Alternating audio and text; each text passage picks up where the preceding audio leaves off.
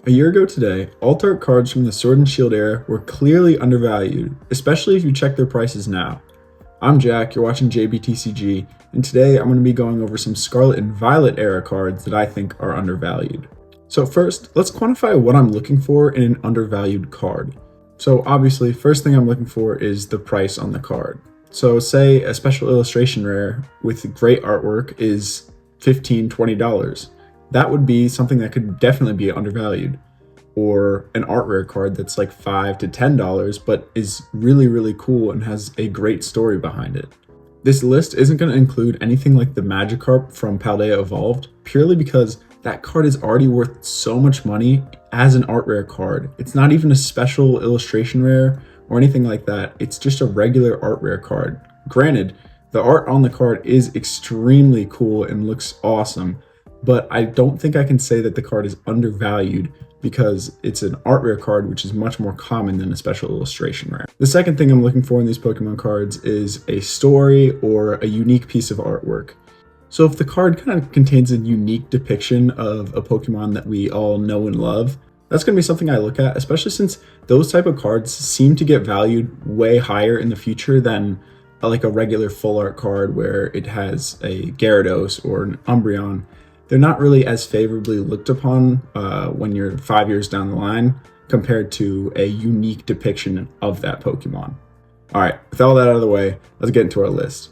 Number 5, we have the Zapdos EX card from 151. I have a copy of the Korean card here. I actually pulled it, and honestly, complete side note, but the way that the lighting on this card is in Korean is actually nicer than half of the English cards, which I find to kind of have a duller shade to them. It might just be poor printing quality in the US, but I'm really impressed with some of the Korean card quality. Now, granted, it's definitely spotty. Some of it really sucks, but on this particular card, it looked great. So why do I love this card and why do I think it's undervalued? First, what's the price? This is a special illustration rare card that costs about $40. You can probably get it anywhere from $35 to $40 right now. And it contains the 3 Kanto legendary birds, great artwork, great colors, the blue, the green, and then the colors of the 3 legendary birds all pop. The Articuno less so because they're in the sky and he's kind of blends in with the blue. But them soaring among the clouds just looks so cool. And the last Moltres Articuno Zapdos card we got was an ETB promo from Hidden Fates, which was the Glass Stained Birds promo. Generally, ETB promo cards aren't worth that much money. It's usually like, I don't know, anywhere from like $2 to $5, but this one's worth $20 right now, and that's incredibly expensive for an ETB promo card that comes in every single ETB. And I think a special illustration rare card of those same birds with artwork that I think can compete with the Glass Stain promo. I wouldn't say it's necessarily like better or blows it out of the water. I think it's more of your preference. But I just don't think it's going to stay at $40. I see this card moving up. I think it can even break $100 in the future. Wouldn't be in the next like year or two, but I think eventually this card will be a $100 card, which I know is a bold prediction, but it's such a cool card. It's Kanto, it's got the nostalgia. I just can't imagine any world where this card does not go up.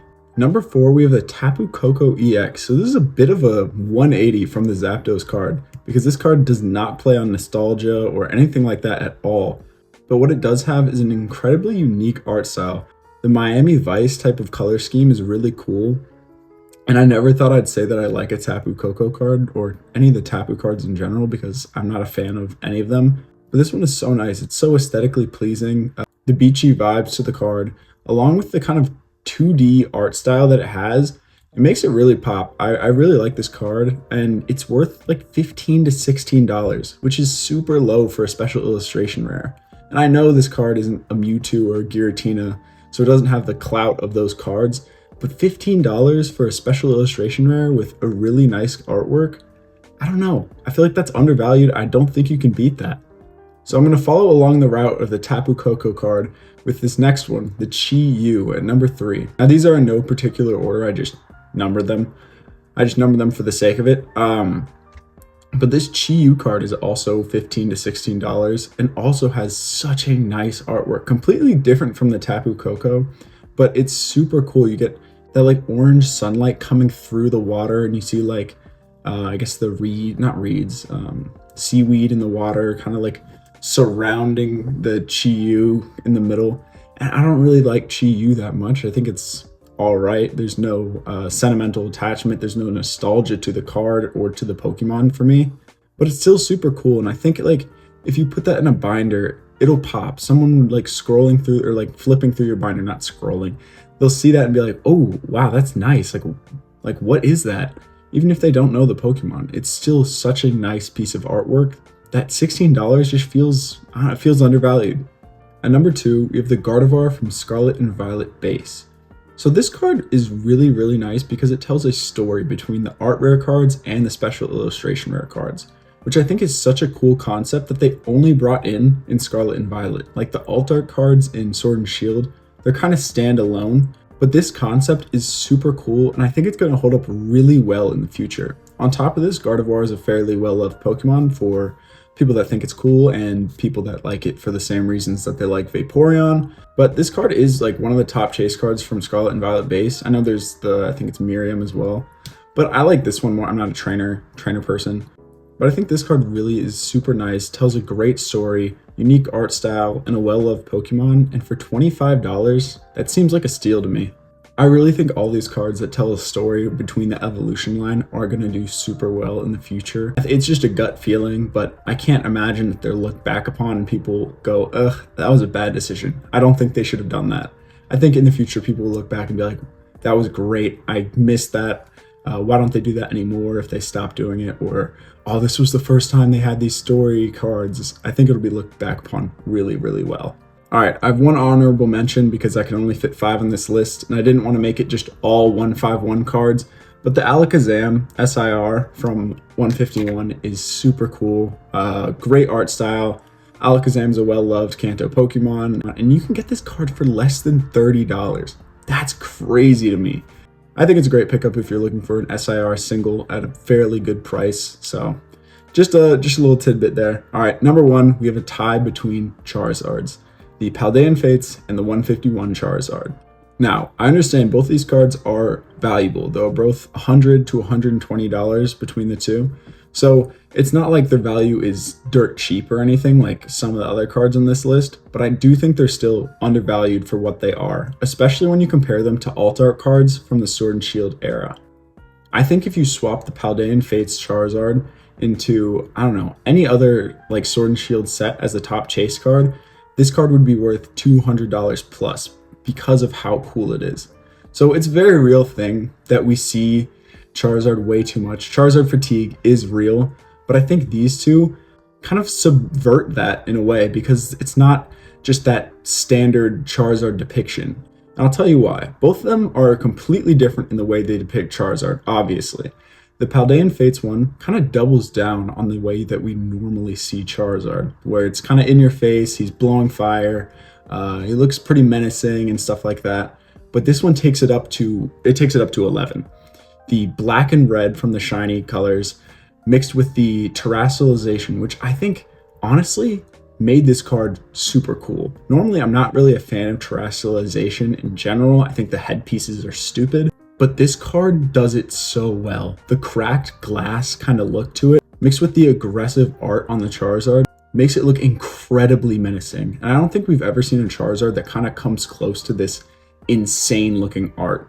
Like the last Charizards we've gotten in the shiny form are just these standard full art forms. They aren't really unique, they aren't really cool. Like, it's a shiny Charizard, yes, like everyone enjoys it, everyone likes that Pokemon, but it's not unique. Now let me talk about the 151 Charizard, which completely different than the Paldean Fates one. So this one takes that aggressive Charizard nature and kind of just gets rid of it, throws it out the window. You get to see a relaxed, like almost majestic one where he's flying. It tells the story between the Charmander, Charmeleon, and Charizard cards, where he was born in the canyon, he slowly climbs his way up, and then when he's a Charizard, he can fly out of the canyon. And that's such a nice story. The colors and the artwork is all so calming. And I love that they made Charizard almost take a backseat in his own card because you're so used to him being like in your face and front and center. Seeing a nice Charizard card where it's like, oh, it's calming is so different.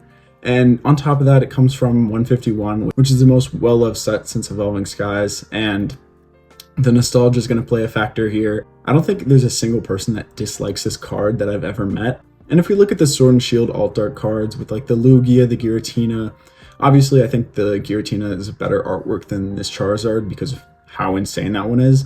But I think this card will hold up value in the future. And even if it's worth half of what the Giratina card is, that's still like $200, $220 for the raw card.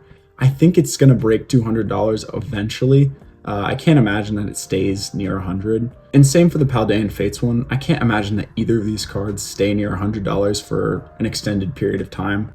So that's my list of top 5 undervalued cards. Let me know if you agree. Let me know if there's any cards that you thought were undervalued that I just omitted from this list. There are definitely more out there. These were just, I made a list of 5 and these were the ones that made it. If you enjoyed the video, enjoyed talking about Pokemon investing, things like that, consider dropping a sub. We're almost at 200. We've been exploding recently. We gained 100 subs in the last, I think it was like 10 days, which is crazy to me. I appreciate everyone who's subbed to me in that time and everyone who's been subbed. So thanks for watching. Stay safe out there.